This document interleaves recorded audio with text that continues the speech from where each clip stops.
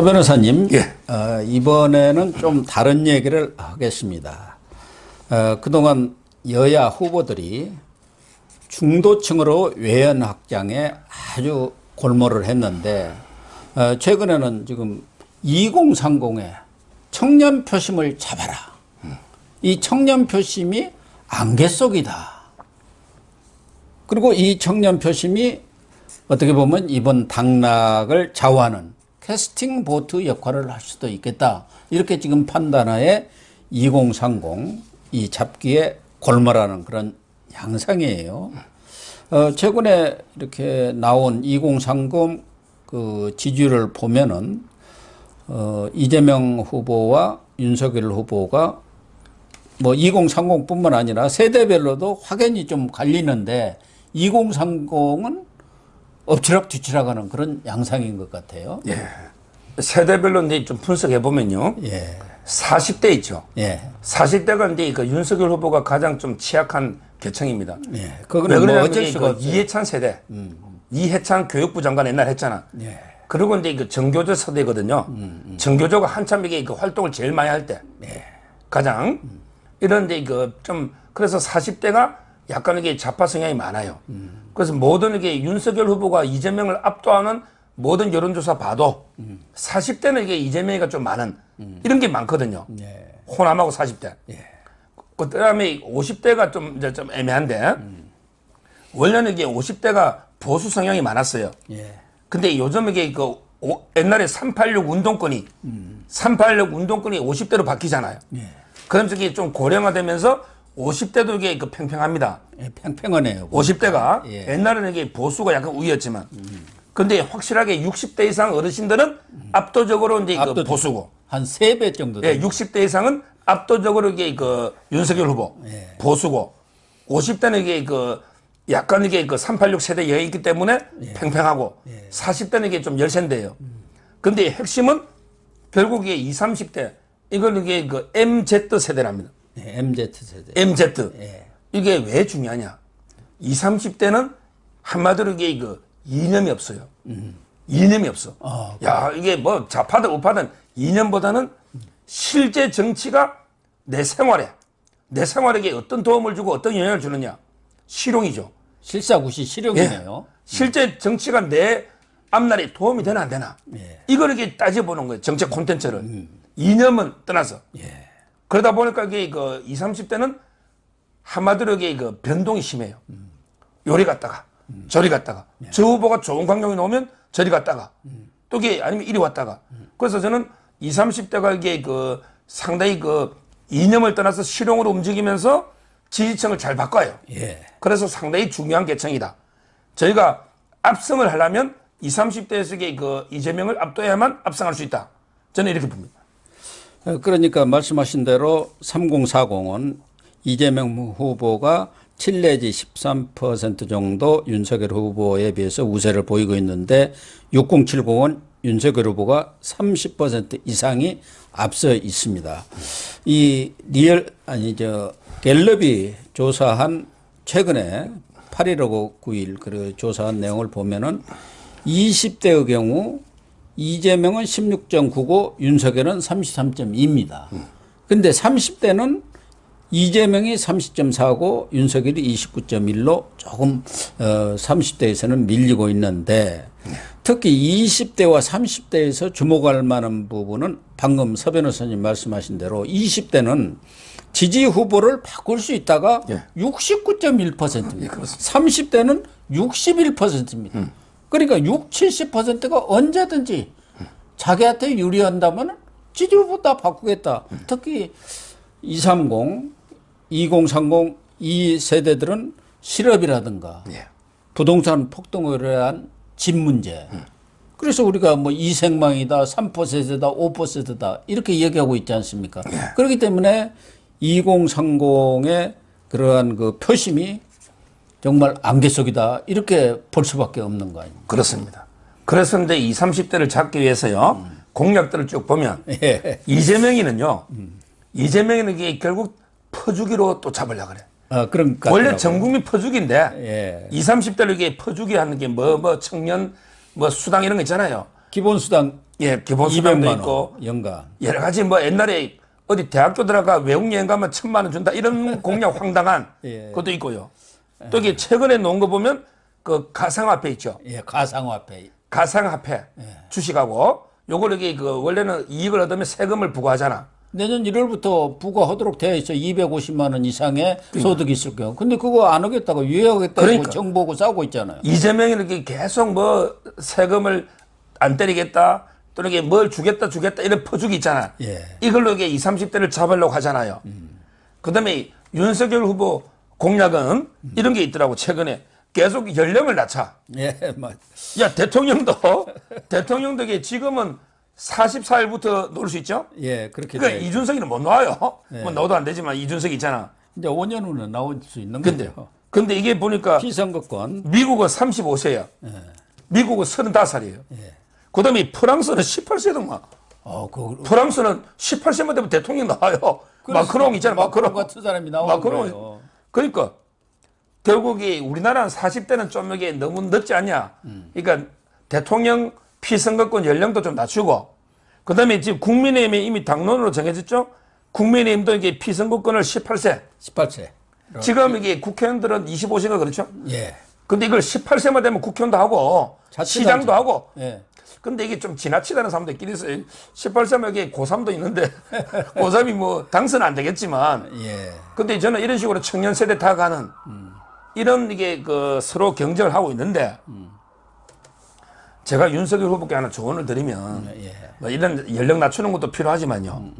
결국에 그 어떻게 딱 접근하냐 한 단어로 청년들 표를 얻을 때는 한마디로 이제 그 미래 약탈 정권. 예. 이번에 쓰셨잖아. 예, 잘 이게 썼어요. 이게 핵심이에요. 예. 지금 문재인 문재명 정권은 미래 약탈 정권이다. 여러분의 그 미래 몫을 다 미리 약탈해 간다. 여러분들께 뭐 지금 달콤한 것만 이라지만 이게 결국 빚덩어리 있잖아. 예. 빚더미만 넘겨주는 거예요. 예. 이런 게 그 현 정권이 미래를 약탈하면 그 피해자가 누구냐? 바로 이게 20, 30대 여러분 아니냐? 내가 이게 미래 약탈 정권의 잘못된 정책을 바로잡겠다. 이런 있잖아요. 이걸 이게 가장 저는 강하게 내세우면서 접근하는 게 좋지 않냐? 우리 청년들이 현명하거든요. 지금 이게 퍼주는데 표 안 줍니다. 이렇게 미래 약탈 정권 제대로 이게 바로잡겠다 하면 저는 표가 될 거로 봐요. 그럴 것 같네요. 저는 또 하나 이번에 그 국립현충원에 가서 그 방명록 쓰지 않습니까? 예.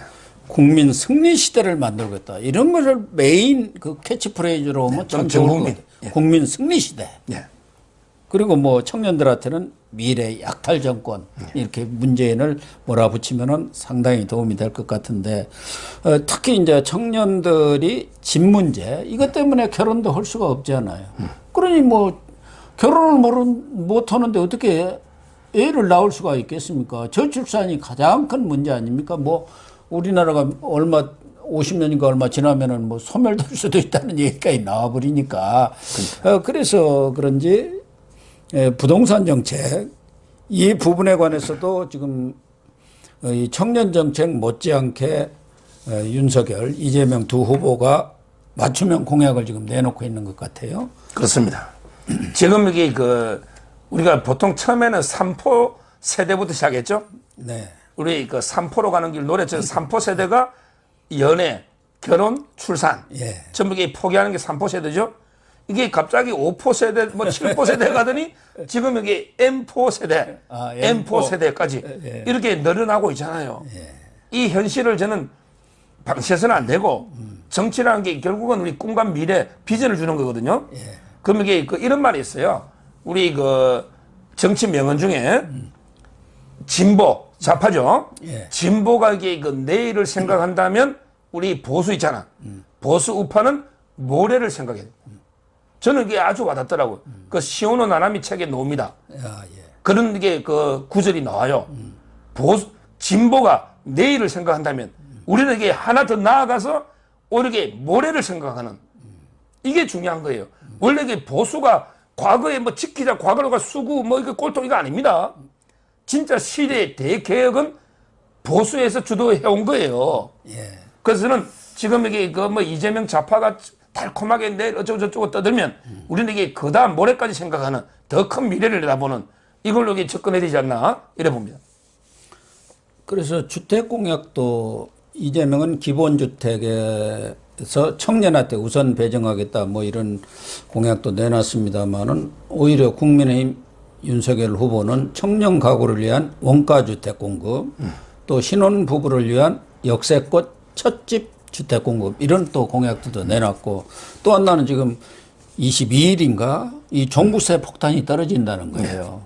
그래서 이걸 앞두고 윤석열 후보는 종부세 전면 재검토 폭탄을 없애겠다 그런 얘기고 가급적이면 재산세로 통합을 하든가 특히 1가구 1주택은 면세를 하는 방안을 지금 이렇게 얘기를 하고 있고 이재명 후보도 양도소득세는 좀 완화해야 하는 거 아니야. 그래야 집이 나올 것 아니냐. 팔래야 뭐 양도소득세 때문에 못 팔고 있고 그래서 이 종부세 고지가 곧 20일 나오는 것을 앞두고 양측에서 또 이 부동산 정책을 놓고 또 치열하게 또 대결을 벌이고 있습니다. 그럼요. 그런데 그 정책을 보면 저는 이게 좌파들의 정책이 못 쓰는 게요. 세금을 10조를 걷어 가지고요. 10조를 이게 뿌리잖아요. 그럼 이게 오히려 소비세가 마이너스입니다. 세금 10조 걷어감으로써 소비성이 확 주는 거예요. 그렇잖아요. 내가 세금 내기 바쁜데 언제 소비합니까? 예. 그런 걸 이게 구축 효과를 합니다. 구축 효과. 따라서 저는 지금 이게 막 온갖 세금을 이렇게 중과세로 폭탄을 때려가지고 세수가 뭐 40조 거쳤다. 뭐 이거 가지고 이게 다시 뭐 퍼주기 얼마 하자. 이러면 이게 더 경제는 악순환으로. 예. 악순환으로 이렇게 갈 수밖에 없고요. 그래서 정책 중에 이거 종부세를 완화한다. 또 이게 양도소득세를 완화한다. 이거는 이게 아주 좋은 정책입니다. 지금 이게 오히려 이재명이나 뭐 국토 보유세까지 때려가지고 세금으로 하겠다는 거 아니에요. 네. 그게 그 잘못됐고요. 특히 저는 청년에 대해서는 좀 이게 파격적인 해야지. 내가 이재명한테 진짜 진심으로 하는데 지금 제일 젊은이들 안 하는 게 연애, 결혼이 출산이잖아. 예. 너 기본 연애 좀 하도록 좀 해주라. 무상연애 있잖아. 기본 연애 너 잘하는 거 있잖아. 김무성하고.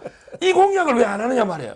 지금 제일 청년들한테 급한 게 연애, 출산, 결혼 아닙니까? 기본 연애. 기본 연애 할 수 있도록 뭐 용돈을 주든지 뭐 소개팅을 알아서 해주든지. 이거는 공약을 또 안 내. 제일 급한 게. 진심으로 제가 농담이 아니고 예. 이재명한테 기본 연애. 이런 이게 고난을 좀 그걸 한번 고민해 보라는 거고요. 예. 그리고 저는 파격적으로 주택이라든지 결혼할 때요. 파격적으로 저는 제가 여기 그 MB 때 청와대에 있으면 저출산 대책 많이 했거든요. 아, 그렇죠. 지금 여기 작년에 신생아가 28만, 30만이 무너졌어요. 우리 때 80만, 100만이 있어요.